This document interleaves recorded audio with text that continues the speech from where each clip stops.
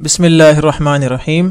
پیارے بچوں، کینٹیب پبلشر کی طرف سے آپ کو خوش آمدید۔ پیارے بچوں، کلاس 6 کی اردو کی کتاب پڑھنے کے دوران جو کتابیں آپ کے پاس ہونی چاہیے ان میں سب سے پہلے اردو کی کتاب ہونی چاہیے جو ہمارا مین ریسورس ہے۔ اس کے بعد آپ کے پاس ریسورس پیک جو آپ کو مشق حل کرنے میں بہت مدد دے گا، اور آپ کی چھٹیوں کے کام کے لیے اور کتاب کو مزید اچھی طرح سمجھنے کے لیے آپ کے پاس سمر پیک بھی ہونا چاہیے۔ پیارے بچوں، آپ کو اردو کی کتاب میں خوش آمدید۔ آج ہمارا تیسرا سبق ہے جس کے پہلے حصے میں ہم کچھ قواعد کو پڑھیں گے۔ تو پہلے دیکھتے ہیں آج کے حاصلات تعلم یعنی SLOs کو۔ آج کا ہمارا SLO ہے اسماء کی تذکیر و تانیث اور ضمائر کی تذکیر و تانیث کو سمجھ سکے، اور آج کا ہمارا کام وہ ضمائر کی تذکیر و تانیث یعنی مذکر اور مؤنث کے بارے میں ہے۔ تو پیارے بچوں، آج کا ہمارا سبق جو شروع ہو رہا ہے اس کا عنوان تو آپ کو معلوم ہو گیا ہے، وہ ہے اسم ضمیر کی تذکیر و تانیث، یعنی اسم ضمیر کیا ہے اور اسم ضمیر کب مذکر آتا ہے اور کب مؤنث آتا ہے، اور آیا ان میں کوئی فرق موجود ہے یا موجود نہیں ہے، اس کے بارے میں کچھ باتیں ہم پڑھیں گے۔ سب سے پہلے اسم ضمیر کو ہم پہچان لیں اور اس کی پہچان کر لیں کہ اسم ضمیر کسے کہا جاتا ہے۔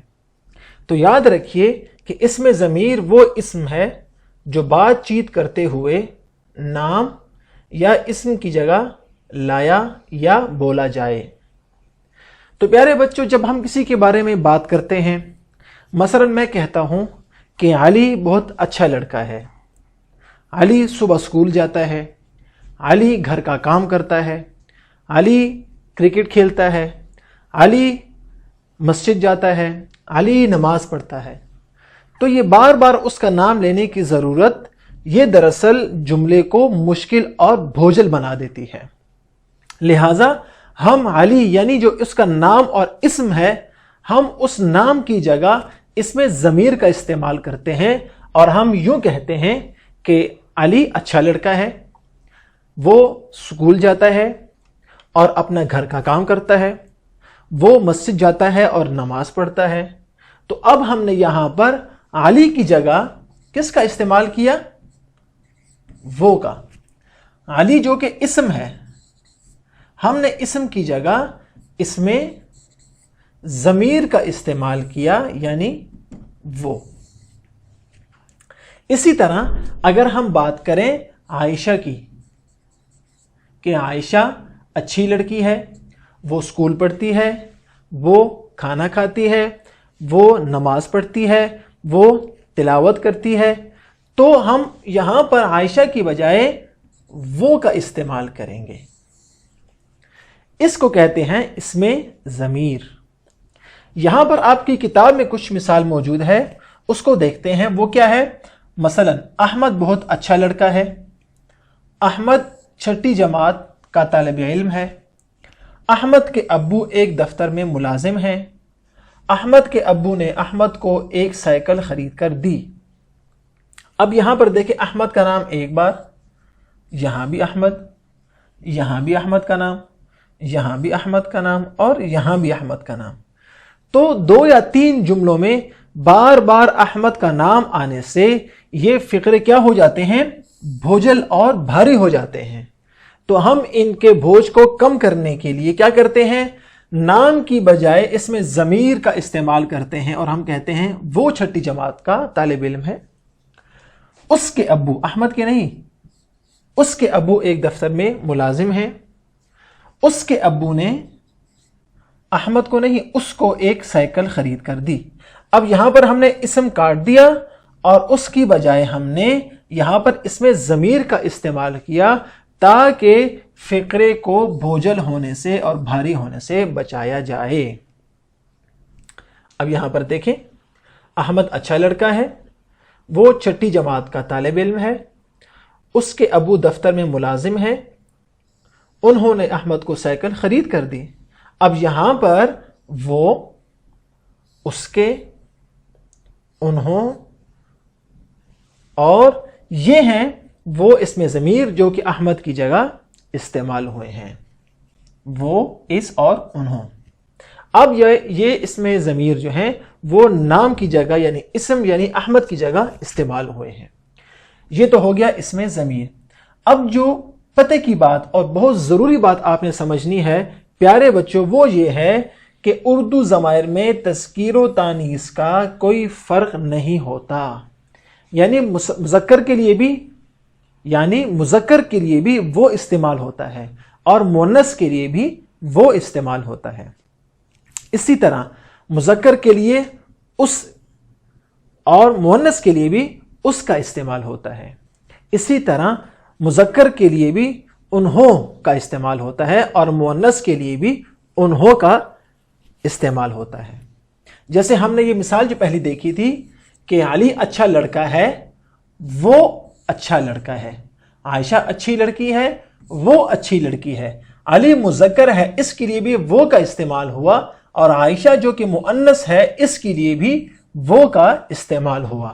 تو آج کے سبق میں کیا بات معلوم ہوئی کہ اسم ضمیر آتا ہے فقروں کو، جملوں کو اور کلموں کو بھوجل ہونے سے بچانے کے لیے، اور دوسری بات ہم نے یہ سیکھی کہ اردو کے ضمائر میں تذکیر اور تانیث کا کوئی فرق نہیں ہوتا۔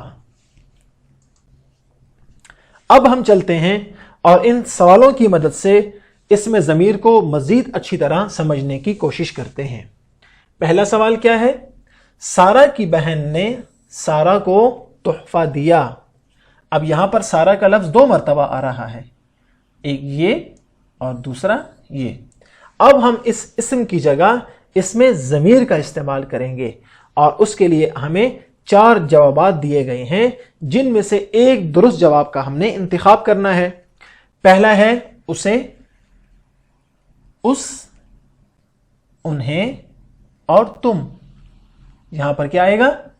یہاں پر آئے گا سارا کی بہن نے اس کو تحفہ دیا، تو آپ کا درست جواب یہ ہے۔ سوال نمبر 2 دیکھتے ہیں۔ علی اور احمد دونوں بھائی ہیں۔ علی اور احمد نے چڑیا گھر کی سیر کا ارادہ کیا۔ اب یہاں پر علی اور احمد کی جگہ اسم ضمیر کون سا آئے گا؟ انہوں، تم، آپ یا ان؟ جی ہاں، انہوں نے چڑیا گھر کی سیر کا ارادہ کیا، اس لیے کہ انہوں جمع ہے اور یہ ایک سے زیادہ افراد کے لیے آتا ہے، اور یہاں بھی 2 افراد ہیں، اس لیے یہاں پر آئے گا انہوں۔ تیسرا جملہ، امی نے سارا سے پوچھا سارا کیوں خوش ہو؟ اب یہاں پر سارا جو کہ اسم ہے، اس کی بجائے ہم نے اسم ضمیر تلاش کرنا ہے۔ پہلا آپشن ہے وہ، اس، تم یا انہیں۔ امی نے سارا سے پوچھا تم کیوں خوش ہو، لہذا ہمارا درست جواب ہوگا تم۔ اگلا سوال، اسم کی جگہ لائے جانے والے الفاظ کیا کہلاتے ہیں؟ ہم نے ابھی پڑھا، ان کو اسم ضمیر کہا جاتا ہے۔ اگلا سوال، ڈیش میرے پاس ہوتے ہو گویا جب کوئی دوسرا نہیں ہوتا۔ یہ بہت مشہور شعر ہے، اس میں آپ کو آپ، تم، تو اور تم ہی، ان 4 میں سے کوئی ایک آپ نے یہاں پر لگانا ہے، اور درست جواب ہے تم میرے پاس ہوتے ہو گویا جب کوئی دوسرا نہیں ہوتا۔ تو ہم نے اسم ضمیر، اس کی تعریف اور اس میں فرق مذکر اور مؤنث یعنی تذکیر اور تانیث کے حوالے سے سیکھا، اور ہم نے ان 5 سوالوں کو حل بھی کر دیا۔ اب پیارے بچوں، آپ کے گھر کا کام جو کہ سرگرمی کی صورت میں آپ کو دیا گیا ہے، اور آپ نے یہ کام ضرور کرنا ہے، اور وہ کام کیا ہے؟ دی گئی عبارت میں مناسب اسم ضمیر لگائیں اور عبارت دوبارہ لکھیں۔ یعنی آپ کے سامنے یہ 4 لائنیں اور 4 سطور لکھی گئی ہیں، آپ نے ان کو غور سے پڑھنا ہے۔ اور سمجھ کر پڑھنا ہے، اور جہاں آپ سمجھتے ہیں یہ اسم ضمیر ہونے چاہیے جو اس، جس، یہ، وہ، اسے، ان، ہم اور انہیں، ان اسماء ضمائر میں سے جو اسم ضمیر یہاں پر ان 4 سطور میں آپ مناسب سمجھتے ہیں وہ یہاں پر لگائیں، اور انہی سطور کو دوبارہ اپنی سمر بک میں لکھیں۔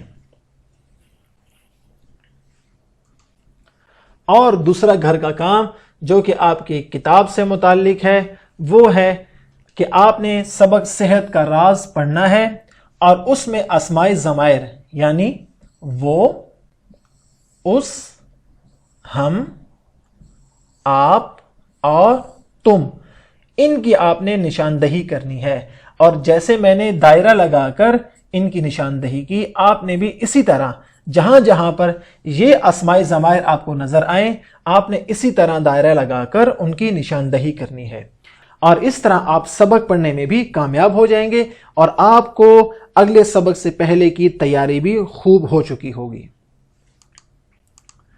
تو بچوں، یہ تھا ہمارا آج کا سبق، امید ہے آپ کو سمجھ میں آیا ہوگا، آپ نے اس میں ضمیر بھی سیکھا ہوگا، آپ نے اس کے سوالات بھی سمجھ لیے ہوں گے، اور ابھی آپ اپنے گھر کے کام کے لیے بالکل تیار ہیں۔ انشاءاللہ اگلے سبق میں پھر ملاقات ہوگی۔